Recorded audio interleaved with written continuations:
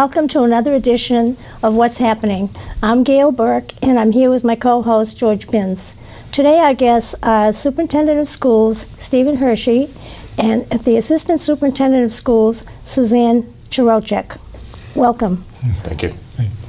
And we're going to be talking about Common Core and PARCC testing today. Common Core and PARCC testing are causing confusion and controversy all over the country for many reasons. Beverly started PARCC testing this year as a pilot program. Would you please, Dr. Hershey, explain briefly what Common Core is, and would you please explain what the PARCC testing is? From the standpoint of Common Core, they're really frameworks meant to be national frameworks. They're really required from the standpoint of we have the most mobile society we've ever had, and so how do we guarantee that kids who come in from other states, who come in from other parts of the country, are basically coming into our system and being able to blend in from the standpoint of what they know and what they've been following. So Common Core at this point is actually the Massachusetts frameworks, because the Department of Education actually adopted them as the Massachusetts frameworks. We haven't always, but for a long time we've had frameworks in Massachusetts. Common Core is similar to that, so they are a guide. They're not dictating what we teach in every class and what the curriculum actually is, but they're a framework with which we work. And we've had them for 4 years, is that correct? We've had them for 4 years. That brings up the question, how much flexibility do you have with the frameworks? More than one would think. That's why they are frameworks.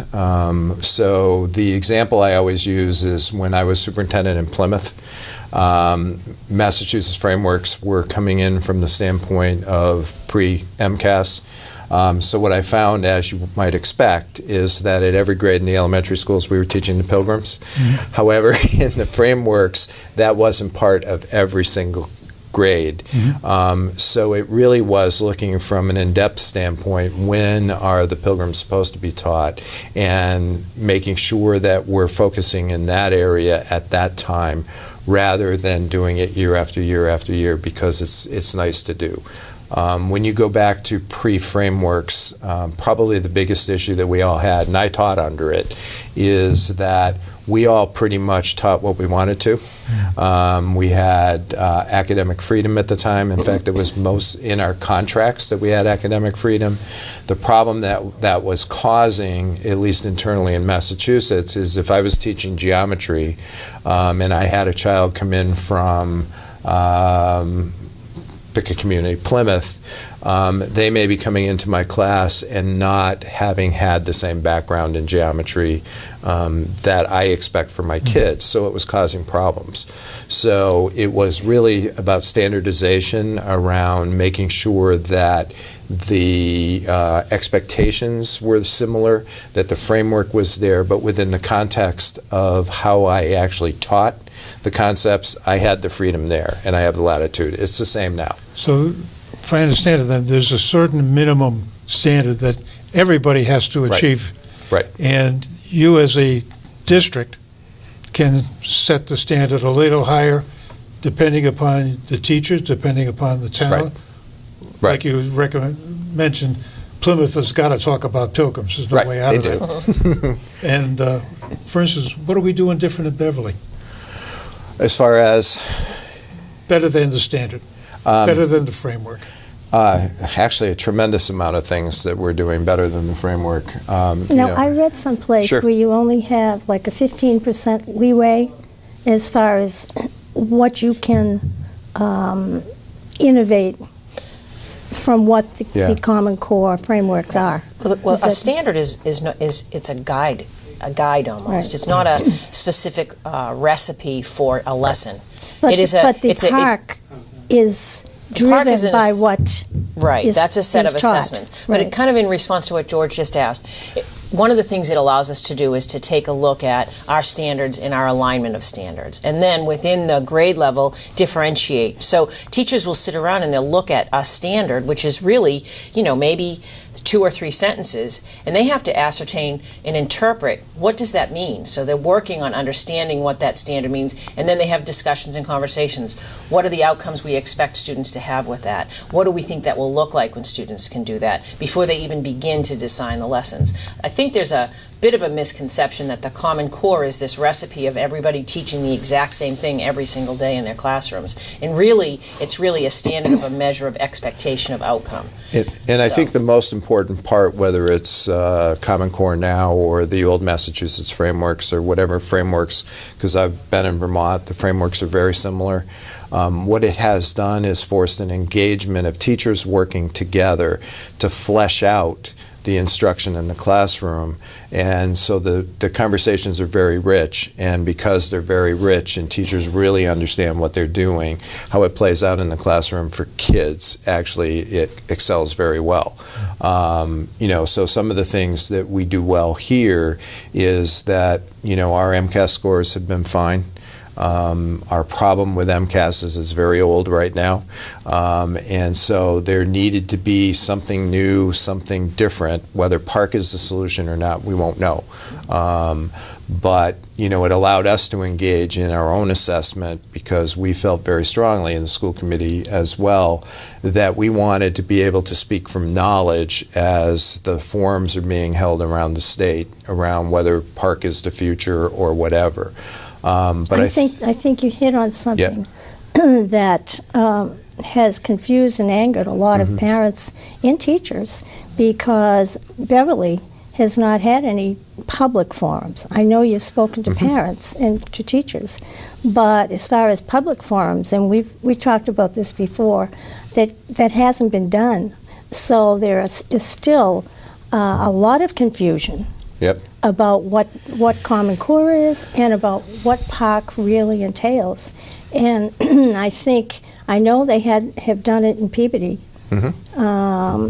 So I would ask you again, would you consider holding a public forum to inform the... in the last few months. So at each one of the elementary schools I've been sort of going around. But not for the public, just for the parents. They were open. They were open for anyone to come and join us. They're not well advertised, I think, is part of the problem. Yeah, I think... I didn't know they were happening. And no, I didn't. I had heard from a parent that they had parents. Yeah, some of what's going to happen going forward is going to be forums across the state. Well, they've already started them.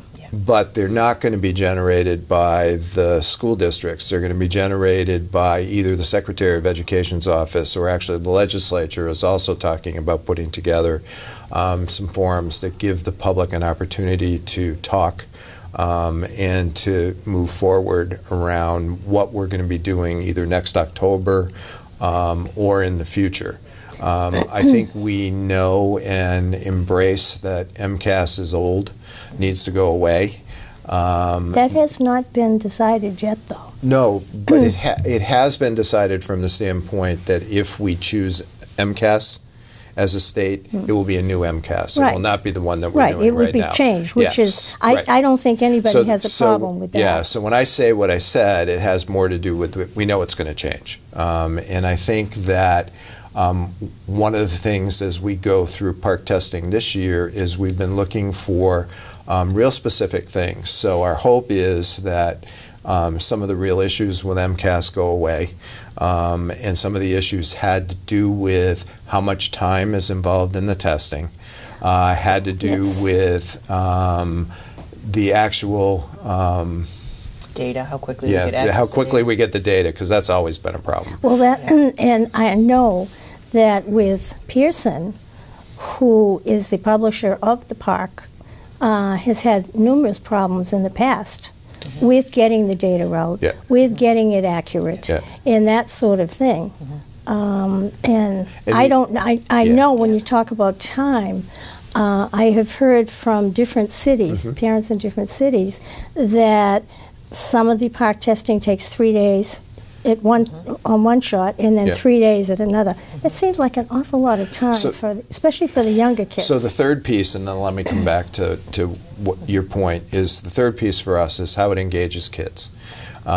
So let me start with that one first. So it's interesting that whether it's Park or it's new MCAS, we know that the electronic portion of it is going to be an important part because these kids are very data literate.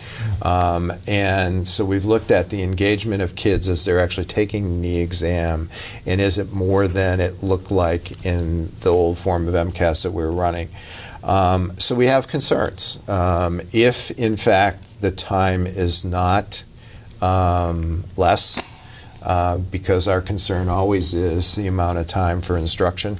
And so MCAS was always touted as being a learning experience. It was for a while, particularly in the first few years, because it was new and it was something vibrant and it was different. But as it got to be an older test, it became just a task that you're going through. So we're looking for something that's going to engage kids, be time well spent from an instructional standpoint, not just from an assessment standpoint. So I think those are the pieces that we're looking at, and if we don't get the turnover so that we get the data earlier, that's a problem too. Then what do you do? I think that what we will be doing is advocating at the forums that this isn't necessarily the solution for Massachusetts over the long haul. Superintendents in particular have been very clear since the beginning of MCAS that we've lost a ton of instructional time to assessment. And we want to we're always trying to recapture instructional time. And so a solution that isn't shorter and gives us data faster needs to then be a solution that the time is well spent on instruction rather than it's just simply a time taking an assessment. So that's always been a challenge. But one of the reasons we wanted to do it this year was to have Beverly's data, to be able to talk at the forums, to be able to speak up around what we see as the problems or the positives, because even if they develop a new MCAS, we don't want it to be lacking shorter time, quicker turnover, and making sure the kids are engaged in what they're doing. I think one of the things that was really important, and it's such an important point, that if the actual administration of Park this year enabled us to have a much better understanding both of did Park meet some of the hopes that we had at the beginning,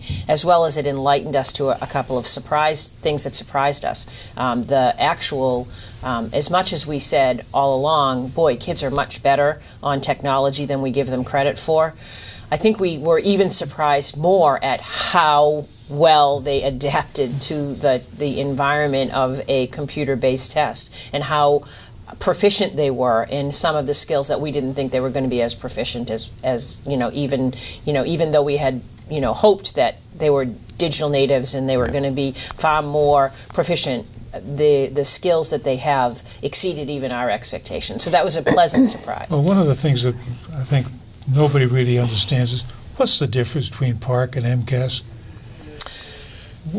What's supposed to be better about Park?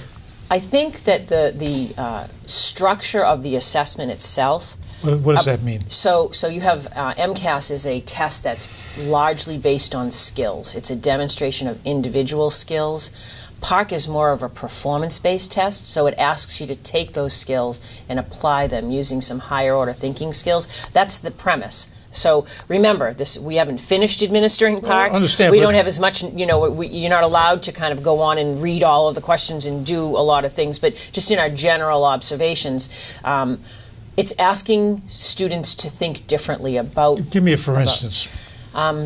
For instance. So for instance, in MCAS, you had probably a lot more computation on a math assessment. You were asked to find the right answer and fill in a bubble, and it didn't really matter how you got that answer.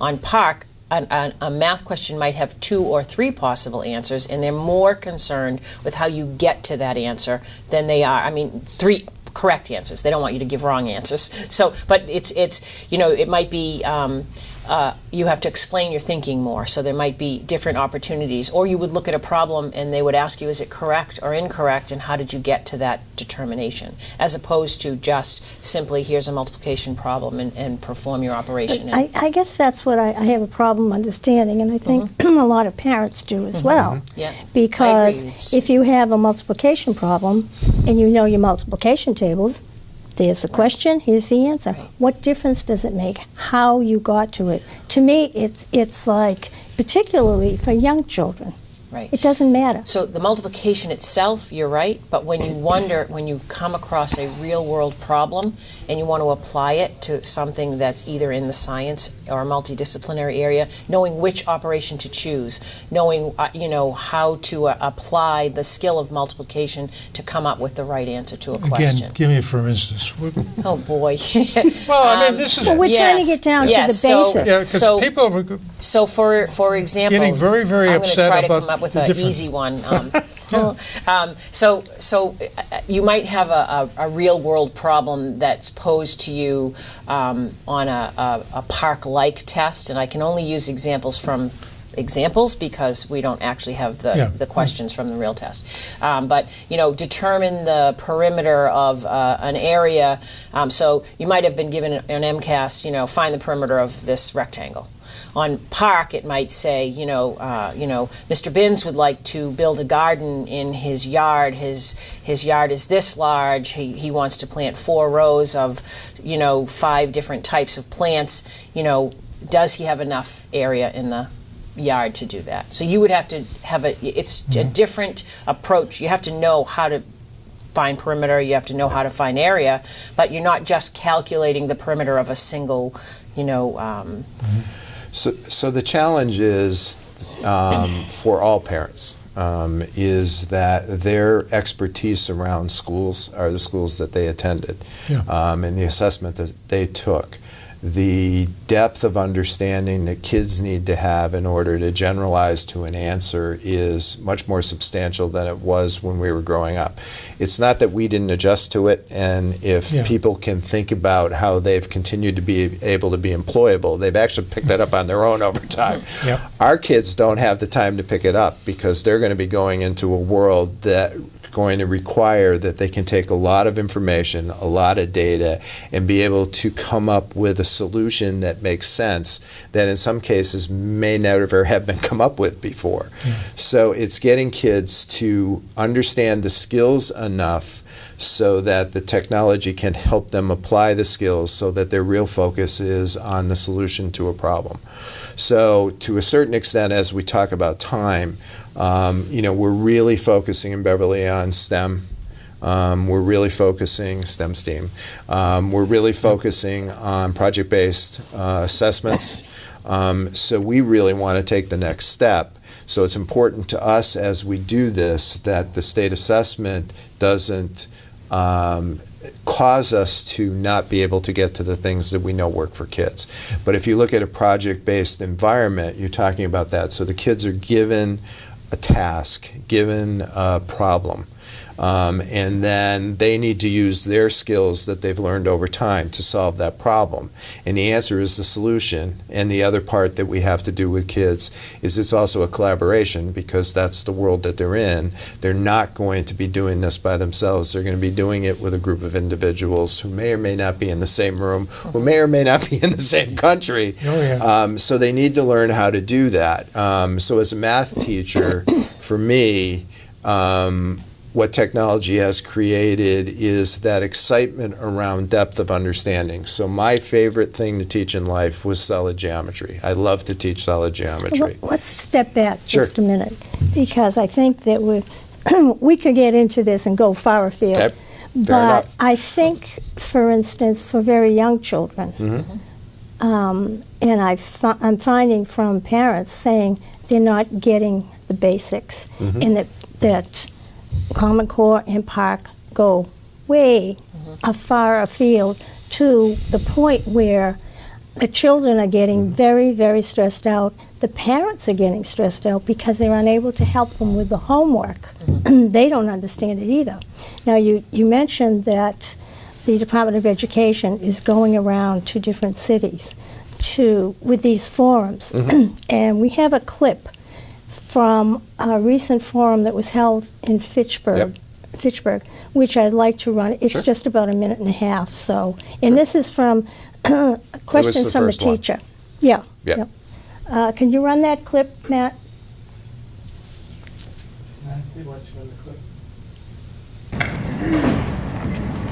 Hi, my name is Caitlin McCarthy.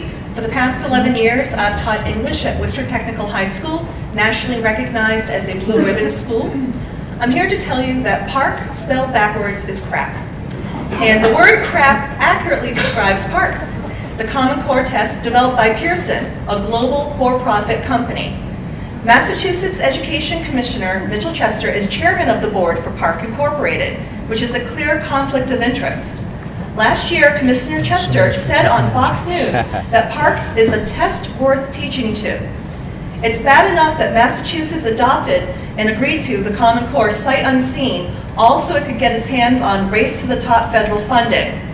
Now Commissioner Chester is suggesting that we violate the U.S. Constitution by teaching to the Common Core test, which is PARC. It's against the Constitution for the federal government to dictate curriculum. Teaching to PARC will dictate curriculum. Massachusetts has been #1 in education for years, all because it locally developed its own standards and created its own assessment, MCAS. Throwing out MCAS for PARC will be a tragic mistake, but people like PARC Chairman of the Board, Mitchell Chester, won't pay for it. The students will, as teachers are forced to follow his directive and teach to the PARC test. Massachusetts is better than this. We need to say no to crap and say no to PARC. The reference to crap was that PARC spelled backwards spells crap. That's No, what I she was actually heard it referring then. to. Oh, you did? Okay, Yeah. okay. But this is the kind of thing that is going on. And when you hear it from teachers and you hear it from parents, and you wonder what these kids are into. Now, I know that we like to say that we're #1 with the MCAS, we had #1 and all of that, and we've discussed this before. Okay, Massachusetts is #1. Alabama is not #1. They're way, way down. Alabama, Mississippi, they're way down here. So if we're way up here, Alabama's here, and we're going to have Common Core standards, this is what happens. Massachusetts lowers their standards so that Mississippi and the other states can raise their standards. That's what bothers me. So the participation from the Department of Education at the very beginning of this, because you're talking about stuff that superintendents were voicing, that we very much did not want our standards lowered. So originally when Massachusetts got involved, got involved for two reasons. One was to make sure that anything that came out of this process did not lower our standards. The second part of which... Well, before you get off that point, did that really happen? When we look at our standards right now, are they stronger than they were before? Maybe. They're definitely not weaker than they were before. Okay. But we're only into this for 4 years. Well, and the PARC testing is being driven by the Common Core. Right. So that if the PARC testing doesn't pan out and we have to change it or lower it, we could very well have to lower the standards. So you started the show off early, talking about how much confusion there is out there, and I believe there is a lot of confusion out there. One of the things that, at least in Beverly, and I can only speak to Beverly because that's where I'm doing my work, is that the PARC assessments don't drive what we teach. We have created a plethora of district assessments they're teacher-created assessments of our own. We look at the standards and we backwards design our lesson planning. So we take a look at what are the expectations and outcomes for third graders, and the third grade teachers then go back and we look individually at each unit, and before we teach a unit, we design our own assessment of what we think that should look like at the end. And that's what we design our instruction for, that mean not for the PARC test. Does that mean that I think that's an important point. You're not using the standard test that comes with the teacher's manual? That's correct. So basically, you're inventing your own testing. Correct. We're creating an assessment. What you think the assessment requires or what you think the framework requires. So you can make a reasonably good assessment that said, we're still working to the same standards or better. Correct. Absolutely. And we're saying this is so this standard is now in third grade. Students will write a response to writing stating their opinion, and there's certain standards at each grade level, so they should have a certain amount of evidence from the text that they read. But how does that affect the PARC testing? Because it's going to be compared with PARC tests from all over the state. If the PARC testing measures proficiency of what's been defined in the standards, then we're going to teach what's in the standards, and they should do well on PARC. We're not pulling PARC apart and saying, we have to teach this so they'll do well on PARC. Well, basically what you're telling me is you don't know what's in PARC. They won't tell you what the question. We talked earlier today. I said to Dr. Hershey, I said, so you're guessing what the PARC testing is going to be. Yeah. And you're guessing. You're not supposed to know what's in PARC. It's supposed to be a measure in time, because it's supposed to be a measure of students' proficiency so they can benchmark across how students are you don't want anybody performing. gaming the test, obviously. I mean, any national test that has ever been given, going all the way back to when we were doing the achievement tests before, you didn't see what the tests were covering specifically. You really needed to do your job. So from our perspective, the work that's going on right now, we're confident that what we're doing will take care of PARC. But it's not PARC that's causing us to do it. We believe what we're doing and building in the work of teachers is really good instruction, and we have confidence that because we're doing it, it will take care of the testing for us. But you may be surprised that there's a disconnect between your interpretation of the framework and what the PARC is testing for. One of the things that always I kind of find curious about the big debate about PARC or MCAS is I don't really care what they want us to give. We're just going to teach what we're supposed to teach in grades 3 and 4 and 5. And when the assessment comes, if we've done a good job and if we've been, working together and collaborating and creating curriculum maps that match the instruction that we believe is what's supposed to happen, then we will do well on whatever assessment they give us. But you have to work within the frameworks of Common Core, right? Well, where we work within the Massachusetts curriculum frameworks, and the Massachusetts curriculum frameworks incorporate the Common Core. That's where that 15% number comes from. So Massachusetts had the ability to increase or provide more rigor, or, for example, they added standards in preschool that aren't part of the Common Core. So the Massachusetts curriculum frameworks run from pre-K to 12, and they incorporate the Common Core so that we're meeting the requirements of that. But they're designed. I think it's very important that they're not weaker than the former set of frameworks, and I believe they're more rigorous than the former set of frameworks. Well, we're almost out of time, but I want to ask you again if you would consider for Beverly to have your own Beverly forum so that the community can come together and not be angry and not be confused. And we haven't even talked about opting out of PARC, and parents are doing this all over the country. So I think we really need to have some informational evenings. Would you two be willing to come back and continue this thing? Because we're just getting wound up right now. We have a lot of just warming up. Yeah, exactly. All right. Okay, let's do that. Sure. All right. Well, thank you so much for coming. This half hour, as usual, went by fly very by. quickly. I mean, we do have a lot of information and a lot of questions to ask. So thank you again. Thank you. And thank you very much for watching, and we will see you next time.